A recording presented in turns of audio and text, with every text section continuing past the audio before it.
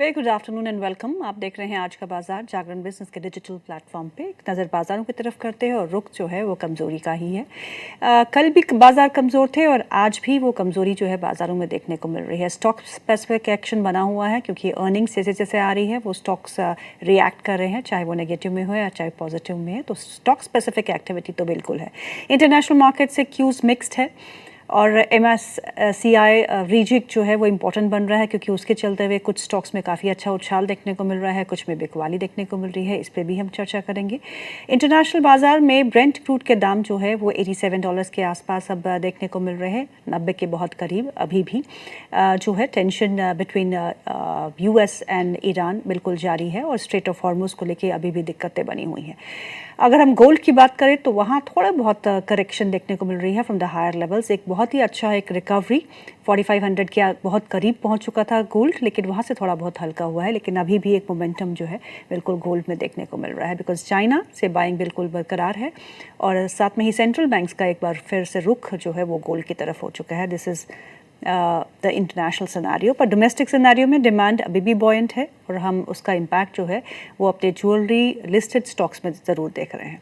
So overall अगर हम define करें इस मार्केट को तो अभी भी the trend is not clear but stock specific move है और एक बेस बन चुका है जहां से हमको रिकवरी की पूरी उम्मीद है। इन्फ्लेशन के आंकड़े कहीं ना कहीं सपोर्ट करते हुए बाजार को कि इन्फ्लेशन अब उतना बड़ा कंसर्न जो है वो नहीं है क्योंकि मॉनसून चाहे वो लेट हुआ हो अब डेफिसिट बहुत कम हो चुका है। तो that is a saving grace for our markets. That's why the markets are holding up but they are not surging और मोमेंटम जो है that's still lacking because FI की पार्टिसिपेशन अभी भी कम है। तो ऐसे बाजार में आपको क्या करना चाहिए? इस बाजार में जहाँ थोड़ा कन्फ्यूजन भी है, जहाँ अपॉर्चुनिटीज़ भी है, इस को अप्रोच कैसे करना चाहिए इस पे हम चर्चा करेंगे। दो खास मेहमान हमारे साथ जुड़ चुके हैं। Mister Kranti Vaithani, he is an equity strategist at Wealth Mills Securities, and mister Pritam Sardar, he is director at PhD capital and he is also a research analyst, certified research analyst. आप दोनों का बहुत बहुत स्वागत है कार्यक्रम में। So my first question is for Kranti sir.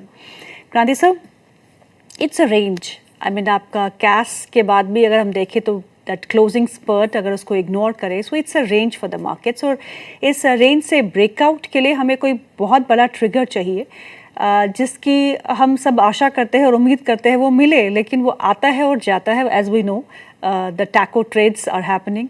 सो इस बाजार में करना क्या चाहिए? अपॉर्चुनिटी देख के या अर्निंग्स को देखते हुए, नज़र जो जैसे भी अर्निंग्स आई है बहुत अच्छी आई है, एक्सपेक्टेशन तो नहीं थी, तो उनको देखते हुए अपना फ्यूचर सेफ गार्ड करने के लिए बेट्स लेनी चाहिए? It's just that keeping earnings in mind for the time being that we need to approach the stock market. Geetu ji, good afternoon to you. काफी इंटरेस्टिंग क्वेश्चन है गीतू जी। गीतू जी, हम लोग पिछले 3-4 महीने मार्केट का देखे तो जैसा मिडिल ईस्ट में ये मुकाबला शुरुआत हो गया है, तब से मार्केट एक रेंज बाउंड में था। 24,500 से लेके निफ्टी 23,500। निफ्टी एक पेंडुलम स्विंग हो रहा है ये 1000 पॉइंट्स का रेंज में। हम लोग 3-4 महीने में निफ्टी का मूवमेंट देखे तो ये 3-4 महीने में कम से कम निफ्टी 5-6 बार ऐसा स्विंग हो गया है 23,500। एक है एक्सट्रीम फियर एक एंड में है, दूसरा एंड में एक्सट्रीम एक्सुबरेंस है, सब ठीक ठाक है, ट्रेड डील्स हो गया है, अभी हम लोग आगे बढ़ने वाला है।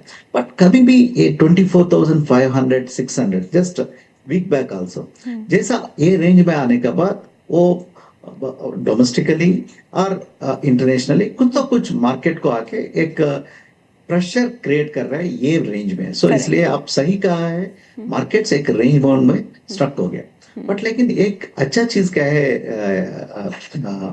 गीतू जी, हम लोग विदेशी निवेशक से बात करें तो भी और इंडिया में भी हम लोग देखें तो इंडियन मार्केट एक रेंज बाउंड में स्ट्रक हो गया।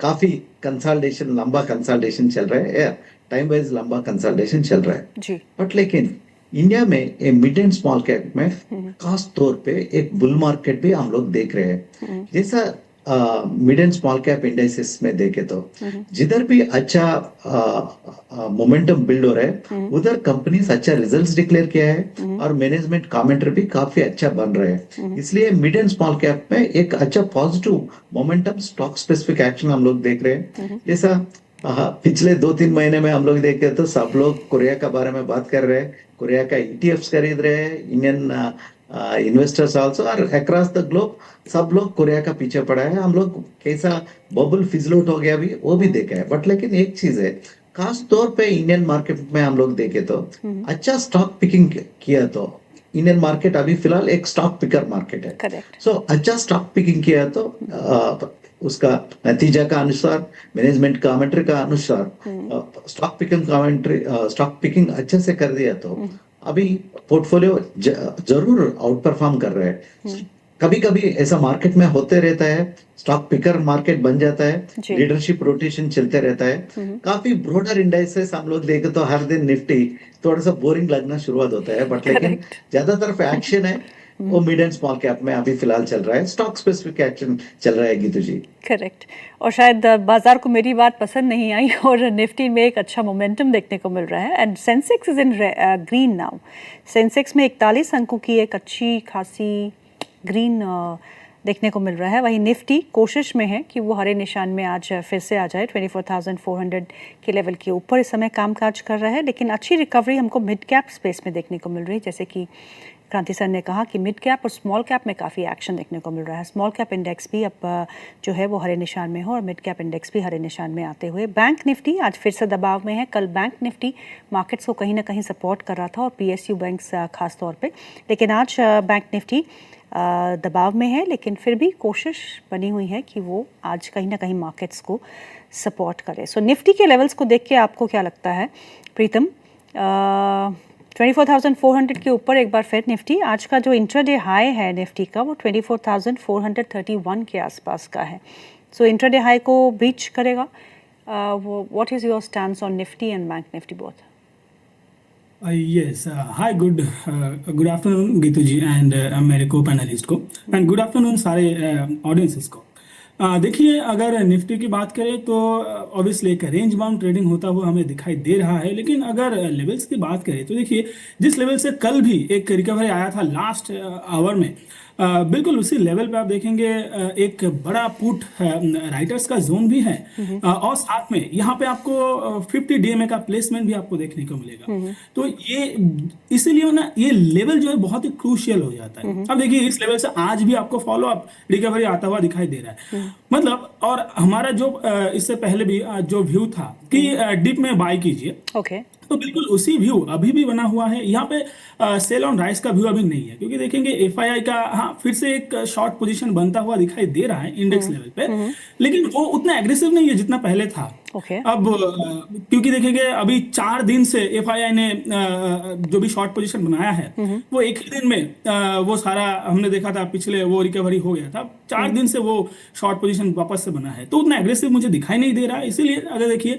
अगर इंडेक्स लेवल पे आप कोई ट्रेड कर रहा है तो बिल्कुल हर एक डीप में इस लेवल पे और स्पेशली 300 के आसपास, अब मेजर सपोर्ट अगर मैं बात करूं यहाँ पे 300 एंड 200 के आसपास मुझे दिखाई दे रहा है। अगर 24,200 अगर टूटता है तो फिर मुझे लगता है कि निफ्टी एक बार टेस्ट करेगा जो 24,000 मेजर साइकोलॉजिकल लेवल है, 23,800। तो ये दो खास लेवल हो जाता है अगर टूटता है, जो मुझे नहीं लगता कि अभी होगा। एंड यहाँ पे आप डिप को बाय करके ही चले जी। और बैंक निफ्टी? जी, बैंक निफ्टी की अगर बात करें तो देखिए निफ्टी के मुकाबले मुझे लगता है कि बैंक निफ्टी थोड़ा ज्यादा फ्रेजाइल है, एंड विप सॉ एक पैटर्न बैंक निफ्टी पे लगातार बनते हुए दिखाई दे रहा है। अब क्योंकि देखिए बैंक निफ्टी में जो प्राइवेट काउंटर्स है उनका वेटेज सबसे ज्यादा है, अब प्राइवेट काउंटर्स में ही अभी मूव उतना अच्छा मुझे दिखाई नहीं दे रहा। हालांकि पीएसयू बैंक में थोड़ा रैली है, जैसे कि इंडियन बैंक, एसबीआई देख लीजिए, तो इनमें कुछ मोमेंटम आपको दिखाई दे रहा होगा। एंड अगर प्राइवेट बैंकों की बात करें तो स्पेशली मिड कैप, जैसे कि अभी बातचीत हो रहा था, mid and small cap bank अगर देखेंगे तो वहां पे थोड़ा मोमेंटम मुझे दिखाई दे रहा है। Okay. तो अभी लेवल्स की बात करें तो 58,200 अभी जो चल रहा है, 57,660 के आसपास चल रहा है। तो मेजर जो लेवल मुझे दिखाई दे रहा है 58,200 300 के आसपास। जब तक इसके ऊपर आपको बैंक निफ्टी सस्टेन होते हुए नहीं दिखाई देगा, लगातार इसी रेंज में क्योंकि फंसा हुआ है, तो देखिए यहाँ पे फंसने से ज्यादा अच्छा रहेगा कि आप बैंक निफ्टी में अभी थोड़ा दूर रहिए। एंड नहीं तो यहाँ पे आपको वो फंसने का चांसेस ज्यादा मुझे लगता है। हालांकि अभी आप देखिए सिचुएशन ऐसा बन रहा है कि जब भी आपको बैंक निफ्टी 57,200 का जो लो है उसके आसपास, क्योंकि उसी लेवल पे आपको एक मूविंग एवरेज का सपोर्ट देखने को मिल जाएगा। तो उस लेवल पर जब भी आता है तो एक बार आप डिप को बाय करके चल सकते हो। एंड ऊपरी लेवल पे अगर देखेंगे 58,200, तो उस लेवल पे आप पोजीशन थोड़ा हल्का करके चलने का सलाह रहेगा जी।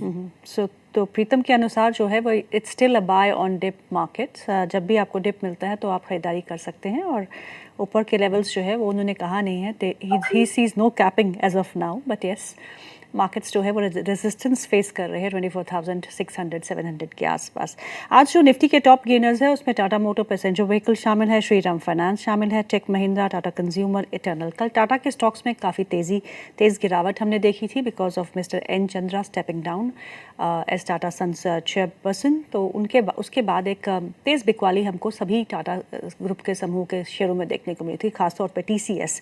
आज भी TCS जो है वो कभी हरे निशान में और कभी लाल निशान में फिसल रहा है, लेकिन संभलने की कोशिश बिल्कुल यहाँ पे देखने को मिल रही है इस स्टॉक से। So mister Kanti, how do you see this new development, mister N Chandra stepping down from the chairmanship of Tata Sons? को ज़्यादा फर्क पड़ेगा क्या, और अगर फर्क पड़ेगा तो किन स्टॉक्स पे पड़ेगा? ये तो जी एक इम्पोर्टेंट इवेंट है और काफी दिनों से ये न्यूज आने वाला है। जैसा लास्ट 3-4 महीने से टाटा ग्रुप में, टाटा ट्रस्ट में क्या चल रहा है न्यूज में हम लोग देख रहे हैं। एक फ्रिक्शन जरूर क्रिएट हुआ है। वो फाइनली चंद्रशेखरन एग्जिट से अभी वो न्यूज क्लियर हो गया है। बट लेकिन अभी आगे से कौन वो मैंटल लेने वाला है, वो कौन एक ग्रुप को चलाने वाला है, वो स्टिल एक अनसर्टेन इवेंट अभी भी चल रहा है। Okay. किंतु जी कभी भी एक कंग्लोमरेट को, कभी भी एक कॉर्पोरेट को, एक अच्छा कंपनी को हम लोग पीई वैल्यूएशन, पीई मल्टीपल ज्यादा देने बोले तो डेफिनेटली पॉलिसी कंटिन्यूटी और एक पॉलिसी प्रिडिक्टेबिलिटी रहना इम्पोर्टेंट है। Correct. बट लेकिन जैसा टाटा ग्रुप में बना है, इतना अनप्रेडिक्टेबिलिटी, अनसर्टनिटी क्रिएट हुआ है, आने वाला दिनों में जैसा ऑल एक कॉर्पोरेट गवर्नेंस का मामला है। बट लेकिन जैसा पॉलिसी अनसर्टनिटी ऐसा क्रिएट हो गया है तो हु इज द लीडर, वो एक कंफ्यूजन रहे तो एक चीज ध्यान पे रहना है निवेशक के लिए, जो प्रीमियम वैल्यूएशंस लॉन्ग टर्म में देता है वो कम से कम मीडियम टू शॉर्ट टर्म में थोड़ा सा अंडर प्रेशर में रहने वाला है। Okay. No doubt Chandrashekhar ji ने काफी अच्छा उनका टेन्योर में ग्रुप को कंसोलिडेट किया है। Correct. ऑफ कोर्स सब लोग एयर इंडिया का बारे में बात करते रहता है, but that's a different thing. वो ग्रुप का उम्मीद है, उनका उनको एयरलाइन चलाने के लिए उम्मीद है, बोर्ड का अनुसार वो लेके गए हैं। बट लेकिन उनका टेन्योर में कम से कम सारा कंपनीज अच्छा परफॉर्म किया है। Correct. एंड गीतू जी एक इम्पोर्टेंट थिंग है कि चंद्रशेखरन जी इज ए टेक्नोक्रेट, सो उनका जो भी आने वाला दिनों में जैसा चेंजेस आ रहे हैं एआई टेक्नोलॉजी के बारे में, काफी अच्छा ग्रुप को संभाला है। Okay.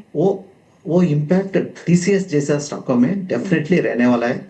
बाकी स्टॉकों में they have strong leadership and सारा जगह में एक अच्छा बोर्ड है। बट लेकिन मीडियम टू लॉन्ग टर्म में वो विजनरी और टेक्नोक्रेट विजनरी मिस होने वाले हैं ग्रुप के लिए, वो ध्यान से देखना है। वो उसका इम्पैक्ट हम लोग इमीडिएटली TCS का शेयर में हम लोग देखा है। TCS एक बॉटम आउट हो गया है 2000 रेंज से, अच्छा से एक रैली हम लोग देख चुके हैं। वो rally medium to short term में ब्रेक होने के लिए संभावना है, ध्यान से देखना है। एंड एक चीज ध्यान पे रखना गीतू जी, पिछले 20 सालों में, पिछले 25 सालों में टाटा ग्रुप को एक अच्छा वैल्यू क्रिएट किया है TCS।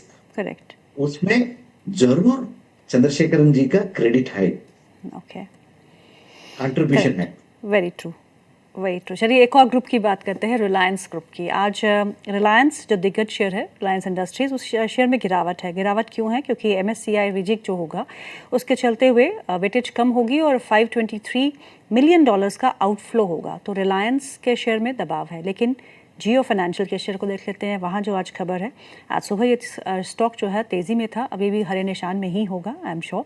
और जियो फाइनेंशियल में क्या हुआ है कि बैंक ऑफ अमेरिका 49.9% स्टेक खरीद रहा है। जियो क्रेडिट एक यूनिट है जियो फाइनेंशियल का। जियो फाइनेंशियल में डायरेक्ट होल्डिंग नहीं बढ़ा रहा हूँ, जियो क्रेडिट में जो है 49.9% हिस्सेदारी होगी। It's a joint venture between Jio financial and bank of America, और इसके तहत 18,268 करोड़ का निवेश किया जाएगा that Bank of America will pump into Jio Credit, not Jio Financial, but Jio Financial की यूनिट है Jio Credit, तो फिर फाइनेंशियल को कहीं ना कहीं indirectly it is a positive news. तो आज सुबह स्टॉक तेज़ी में खुला, उसके बाद थोड़ी बहुत मुनाफा वसूली फ्रॉम द हायर लेवल्स। तो दोनों स्टॉक्स पे हम नज़र डालते हैं। Pritam, Reliance Industries and Jio Financial क्या करेंगे? जी, अगर रिलायंस इंडस्ट्रीज की बात करें तो देखिए अभी काउंटर कंसोलिडेशन में है, एंड ओवरऑल अगर आप निफ्टी 50 की बात करें तो रिजल्ट सेशन अभी होने को आ रहा है निफ्टी 50 की अगर बात करें। अब रिलायंस इंडस्ट्रीज में एंड ओवरऑल निफ्टी में देखेंगे तो यहाँ पे क्योंकि ऑलरेडी ये पूरा इंडियन मार्केट में कंफ्यूजिंग स्टेट तो चल ही रहा है, इंडेक्स लेवल पे अगर देखें स्टॉक स्पेसिफिक थोड़ा मोमेंटम यहाँ पे बिल्कुल है। लेकिन अभी की बात करें तो रिलायंस इंडस्ट्रीज में देखिए अभी पोजिशनली अगर देखें चार्ट में बढ़िया लेवल पे अभी चल रहा है, एंड यहाँ पे आज एक प्रॉफिट बुकिंग दिखाई दे रहा है लगभग 1% के आसपास। लेकिन यहाँ पे आप धीरे धीरे बिल्कुल इस लेवल पे आप खरीद सकते हो। देखिए ओवरऑल अगर क्रूड की देखें तो यहाँ पे धीरे धीरे जो भी कंफ्यूजन है थोड़ा तो हटता हुआ दिखाई दे रहा है, लेकिन अभी भी उस तरह से हम यहाँ से उभरते हुए नहीं देख पा रहा हूँ। और कब ये चीजें खत्म होगा उसका भी हमें कोई प्रिडिक्शन ऐसा नहीं है, क्योंकि ट्रम्प जी जब तक रहेंगे तब तक शायद ये रहे, और जब तक ये होगा तब तक देखिए रिलायंस इसमें मुझे नहीं लगता कि ज्यादा बड़ा मोमेंटम आपको आता हुआ दिखेगा। तो यहाँ पे मुझे लगता है कि शॉर्ट टर्म में रिलायंस में एक टाइम करेक्शन में ही आपको काउंटर रहता हुआ दिखाई देगा। एंड अगर जियो की बात करें तो अभी देखिए डेवलपमेंट आया है, लगभग 49% का बैंक ऑफ अमेरिका वो यहाँ पे हिस्सा खरीदने वाला है। न्यूज बहुत ही पॉजिटिव है। एंड अभी जियो फाइनेंस भी देखेंगे, और ऑलरेडी अब एनबीएफसी काउंटर जो फाइनेंशियल काउंटर से वो देखेंगे वो एक मोमेंटम में है। उस हिसाब से जियो फाइनेंस देखा जाए तो अच्छा वैल्यू लेवल के आसपास मुझे काउंटर दिखाई दे रहा है। एंड आगे जाके इसका फ्यूचर भी बहुत बढ़िया लगता है कि क्योंकि मुझे जो फाउंडर्स हैं अंबानी जी एंड बाकी ये जो मैनेजमेंट है रिलायंस का, इनका विजन बहुत ही अच्छा लगता है, इनका एग्जीक्यूशन बहुत ही अच्छा लगता है। तो इसलिए मुझे लगता है कि ये काउंटर में आप इस लेवल पे आपको बिल्कुल एक पोजीशन लेके जाना चाहिए। आगे जाके यहाँ पे आपको बड़ा मोमेंटम देखने का पॉसिबिलिटी बहुत ज्यादा है। जी